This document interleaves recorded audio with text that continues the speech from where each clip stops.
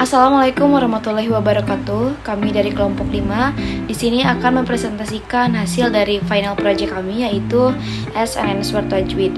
Sebelumnya kami ucapkan terima kasih banyak kepada Orbit Future Academy, coach, dan seluruh pihak yang terkait yang sudah membantu kami menyelesaikan final project ini.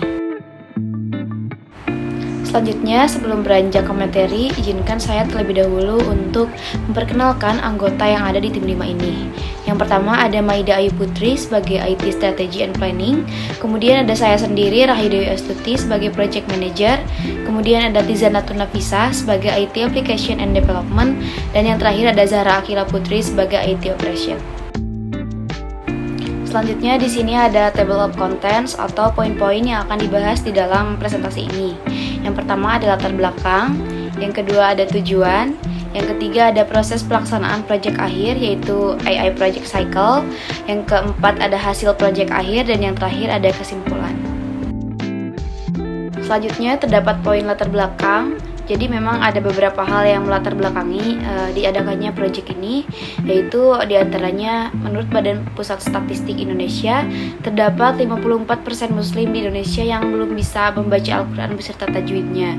Sejalan dengan hal tersebut, Wakil Ketua Umum Dewan Masjid Indonesia pada Januari 2022 mengatakan bahwa terdapat 223 juta penduduk Muslim di Indonesia dan 65% diantaranya masih belum mampu membaca Al-Quran dan tajwidnya.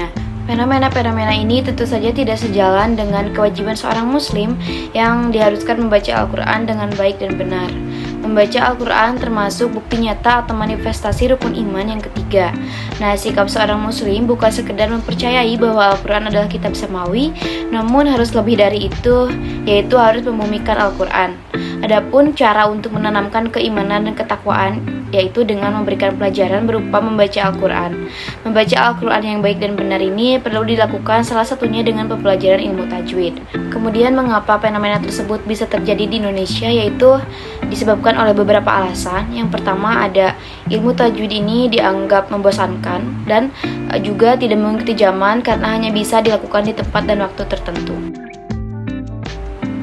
Kemudian alasan lainnya yaitu di zaman yang serba praktis dan serba elektronik dengan internet sebagai pendukungnya bisa menambah masalah baru bagi pembelajaran di hampir semua bidang keilmuan yang ditawarkan, tidak terkecuali dalam pembelajaran ilmu tajwid. Kemudian menurut Asosiasi Penyelenggara Jasa Internet Indonesia, dalam surveinya bertajuk Profil Internet Indonesia tahun 2022 mengungkapkan bahwa penetrasi internet tertinggi di Indonesia ada di kalangan pelajar dan mahasiswa yang menempati peringkat pertama dengan persentase sebesar 99,26%.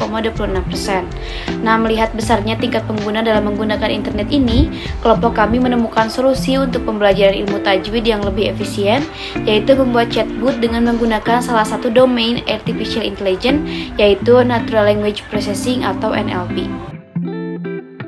Yang selanjutnya adalah poin tujuan. Adapun tujuan kelompok kami dalam melakukan proyek ini, yang pertama ada untuk mengimplementasikan domain NLP pada chatbot SNN Smart Tajwid, untuk menghasilkan aplikasi chatbot agar memudahkan masyarakat untuk mendapatkan informasi mengenai tajwid, untuk membuat pembelajaran tajwid mengikuti perkembangan zaman, dan yang terakhir untuk mempermudah pembelajaran tajwid tanpa keterbatasan tempat dan waktu. Kemudian untuk poin-poin selanjutnya akan dibahas oleh rekan saya, yaitu Maida Ayu Putri. Selanjutnya yaitu problem Scoopy. Yang pertama, Muslim di Indonesia masih belum memahami ilmu tajwid. Artinya setengah dari total penduduk Muslim di Indonesia tidak tahu bagaimana cara membaca Al-Quran. Yang kedua, masyarakat Indonesia khususnya yang beragama Muslim. Dan yang ketiga, kurangnya daya dukung di bidang teknologi juga menjadikan pembelajaran ilmu tajwid ini dianggap kurang efisien. Dan yang keempat, yang terakhir, where, yaitu di Indonesia. Selanjutnya, data acquisition. Data acquisition dilakukan dengan mengambil data dari buku panduan tajwid yang berpedoman pada kitab ini. Pada umumnya biasa digunakan di beberapa pesantren. Dan yang terakhir yaitu data exploration. Eksplorasi data yang dilakukan adalah dengan mengeksplorasi data yang sudah diperoleh dari data acquisition. Pada tahap ini dilakukan dengan cara mengonversi data JSON, proses data, dan tokenisasi. Selanjutnya untuk bagian modeling, dengan saya di IT Operation and Manager. IT Operationnya selanjutnya di modeling sendiri dari data yang sudah diakuisisi dan data explorationnya. Kemudian kami melakukan langkah selanjutnya, yaitu modeling. Untuk modeling data dilakukan dengan metode LSTM di Google Colab, sehingga kita bisa mendapatkan chart model dari data yang sudah kita modeling. Nah, nanti chart model di sini yang akan menjadi patokan dari dataset dari chatbot kami. Selanjutnya untuk evaluation dari model yang sudah kita dapat, kemudian kita melakukan running code ya. Udah kita running dan kami masih menemukan kendala karena kemarin ada input shape-nya untuk chatbotnya. Input shape-nya kita input dengan 10, tapi ternyata itu tidak sesuai. Jadi setelah debug lagi, kami bisa mendapatkan hasilnya dengan 8. Untuk yang pertama di deployment pertama di localhost ini masih tidak merespon karena input shape-nya tidak sesuai. Untuk dalam deployment kami masih menggunakan deployment dengan ngrok. Nah, tapi karena dengan ngrok linknya berubah-ubah, kemudian kami menggunakan mengonlinekan website kami dengan web hostingnya. Nah, mari kita coba. Jadi selanjutnya kita buka link website yang sudah saya onlinekan.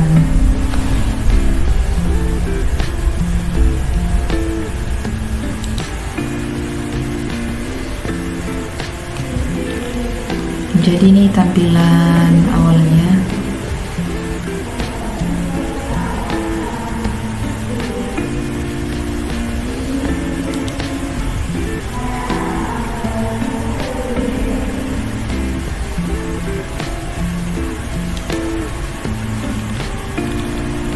Ada profil tim kami juga.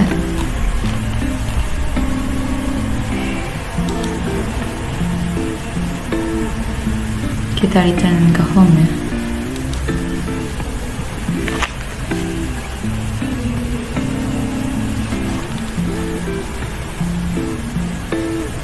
Nah, di sini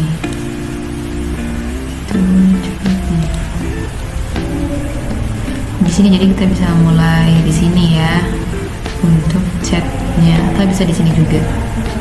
Ini kita akan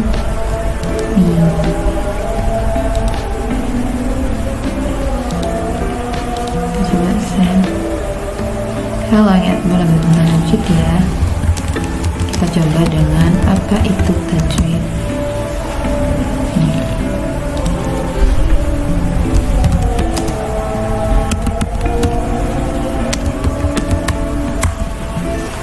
Contoh iklan.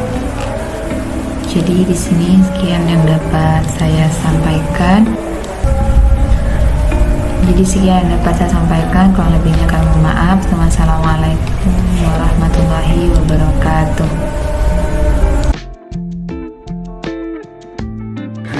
Perkenalkan, nama saya Zara Akila. Saya akan melanjutkan presentasi dari rekan saya. Jadi hasil proyek akhir dari kelompok kami yaitu kami membuat website dengan pembelajaran ilmu tajwid yang dibuat untuk menumbuhkan pengetahuan ilmu tajwid dengan lebih efisien tanpa batas ruang dan waktu. Dan website ini itu diutamakan untuk seluruh masyarakat muslim, khususnya para pelajar yang seharusnya menuntut dan memahami ilmu tajwid. Nah, kelebihan utama dari proyek yang kami buat yaitu lebih personal, karena pengguna lebih mudah mengetahui apa yang dibutuhkan dengan mencari tahu sendiri tanpa harus bantuan orang lain. Yang kedua, pelayanan yang cepat. Chatbot itu mampu memberikan respon dan informasi yang dibutuhkan oleh pengguna secara cepat, kapan saja, dengan satu sentuhan. Nah, yang ketiga yaitu chatbot tidak perlu diinstal karena chatbot bisa digunakan di website. Nah, untuk kesimpulannya yaitu yang pertama telah menyelesaikan proyek akhir studi independen di Orbit Future Academy. Dan yang kedua yaitu telah menghasilkan suatu tempat untuk ilmu pembelajaran tajwid. Dan yang ketiga yaitu dari hasil pengujian yang telah kami lakukan mulai dari sisi aplikasi user, informasi, schedule, materi, dan aplikasi lainnya sudah didapatkan output yang sesuai dengan tujuan pembuatan website ini. teman-teman, sekian pemaparan mengenai final project dari kelompok 5. Mohon maaf apabila terdapat banyak kesalahan. Wassalamualaikum warahmatullahi wabarakatuh.